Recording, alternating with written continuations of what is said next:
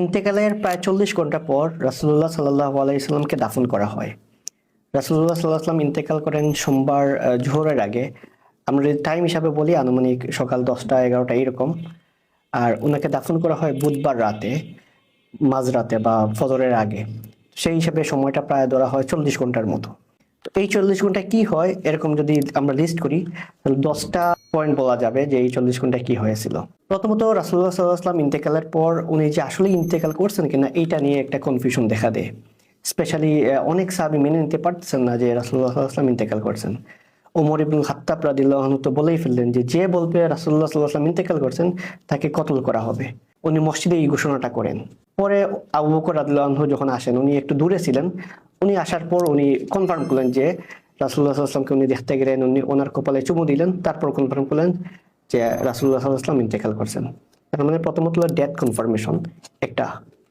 Second হলো গিয়ে এটার কিছুক্ষণ পর, কয়েক ঘন্টা পর সাকিফায়ে বনু সাইদা নামক একটা জায়গায় মসজিদ থেকে একটু কাছেই ওইখানে একটা মিটিং হয়। সেই মিটিংকে আবু বকর রাদিয়াল্লাহু আনহুকে খলিফা নির্বাচিত করা হয় এবং এইটাকে বলা হয় থাকে উম্মতের উপর অনেক বড় একটা ফিতনা আসতে পারতো। তো এই ফিতনাটা রাসূলুল্লাহ সাল্লাল্লাহু আলাইহি ওয়াসাল্লাম ইন্তেকালের কয়েক ঘন্টা পরের এই ফিতনাটা দূর করা হয় আবু বকর রাদিয়াল্লাহু আনহুকে খলিফা নির্বাচনের মধ্য দিয়ে। তার মানে দুইটা ইভেন্ট গেল। 3 নাম্বার হলো রাসূলুল্লাহ সাল্লাল্লাহু আলাইহি ওয়াসাল্লামকে গোসল দিতে হবে। তো স্বাভাবিক যে কেউ ইন্তেকালের পর ওনাকে গোসল দেওয়ার সময় ওনার কাপড় খোলা হয়, তারপর গোসল দেওয়া হয়।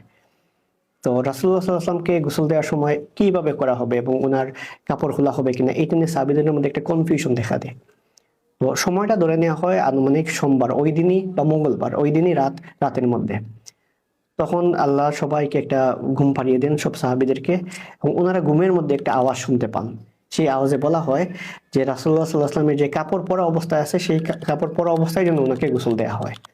অর্থাৎ অন্য সবাইকে যেভাবে গোসল দেওয়া হয় সেভাবে রাসূলুল্লাহ সাল্লাল্লাহু আলাইহি ওয়াসাল্লামকে গোসল দেওয়া হয় নাই, ওনাকে কাপড় পরা অবস্থায় গোসল দেওয়া হয়। রাসূলুল্লাহ সাল্লাল্লাহু আলাইহি ওয়াসাল্লামকে গোসল দেন ওনার চাচাতো ভাই এবং ওনার জামাই আলী ইবনে আবি তালিব রাদিয়াল্লাহু আনহু।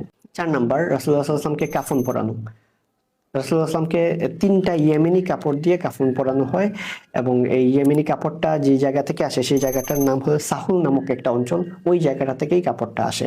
ওইখানের কাপড় দিয়ে রাসূলুল্লাহ সাল্লাল্লাহু আলাইহি ওয়াসাল্লামকে কাফন পরানো। এবার সবচেয়ে ইম্পর্টেন্ট প্রশ্ন, জানাজার নামাজ।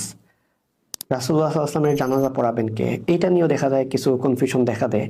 পরবর্তীতে সাহাবীরা সিদ্ধান্ত নেন যে জানাজার নামাজে কোনো ইমাম থাকবেন না, প্রত্যেকেই নিজে নিজে গিয়ে নামাজ পড়বেন। যেমন ধরেন আমরা জামাতে নামাজ মিস হলে আমরা যেমন একা একই নামাজ পড়ি, এরকমই প্রথমে পুরুষরা গিয়ে নামাজ পড়েন, তারপর মহিলারা গিয়ে, তারপর বাচ্চারা গিয়ে, যারা ছোট ছিল তারা গিয়ে নামাজ পড়েন। অর্থাৎ ওই নামাজের কোনো ইমাম ছিলেন না, জানাজার নামাজ প্রত্যেকেই নিজে নিজে গিয়ে জানাজার নামাজ, আমরা যেমন জামাত ছুটলে যেরকম নিজে